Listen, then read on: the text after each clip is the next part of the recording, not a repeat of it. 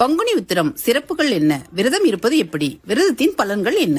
தமிழ் மாதங்களில் 12வது மாதமாகிய பங்குனியும் 27 நட்சத்திரங்களில் 12வது நட்சத்திரமாக வரும் உத்திர நட்சத்திரமும் இணைந்து வரும் நாள் பங்குனி உத்திர திருநாளாகும். பங்குனி உத்திர நாளில்தான் அனைத்து கடவுள்களுக்கும் திருமணம் நடைபெற்றதாக கூறப்படுகிறது. திருமணம் ஆகாதவர்கள் இந்நாளில் விரதம் மேற்கொண்டு வழிபடின் திருமண பேறு கிட்டும், நல்ல வேலை கிடைக்கும். இந்த நாளில் என்ன வேண்டுதல் வைத்தாலும் முழு பலன் கிடைக்கும். பங்குனி உத்திரம் முருகனுக்கு முக்கியத்துவம் வாய்ந்த திருநாளாகும். இருப்பினும் சிவன், பெருமாள், சுவாமி ஐயப்பன் என அனைத்து தெய்வங்களையும் வழிபடுவதற்கான அற்புதமான நாளாகும். வருகிற ஏப்ரல் 11ஆம் தேதி பங்குனி உத்திர திருநாளாகும். ஏப்ரல் 10ஆம் தேதியே பௌர்ணமி மற்றும் உத்திர நட்சத்திரம் துவங்கி விடுவதால் அன்று பகல் பொழுதிலேயே சைவ உணவாக சாப்பிட்டுவிட்டு இரவில் பால், பழம் என எளிமையான உணவுகளை சாப்பிட்டு விரதத்தை துவக்கிவிடலாம். பங்குனி உத்திர நாளில் குளித்துவிட்டு முருகன் படம் அல்லது சிலையை சுத்தம் செய்து சிவப்பு நிற மலர்கள் அல்லது வாசனை மலர்களால் அலங்காரம் செய்து விளக்கேற்ற வேண்டும். முருகன் சிலை வேல் வைத்திருப்பவர்கள் பால், பன்னீர், பஞ்சாமிர்தம், மஞ்சள், சந்தனம் போன்ற பொருட்களால் அபிஷேகம் செய்யலாம். முருகனுக்கு பால், பழம், வெற்றிலைப்பாக்கு நெய்வேத்தியமாக படைக்கலாம். முருகப்பெருமானுக்குரிய கந்தசஷ்டி கவசம், கந்தர் அலங்காரம், திருப்புகழ் போன்றவற்றை பாராயணம் செய்ய வேண்டும்.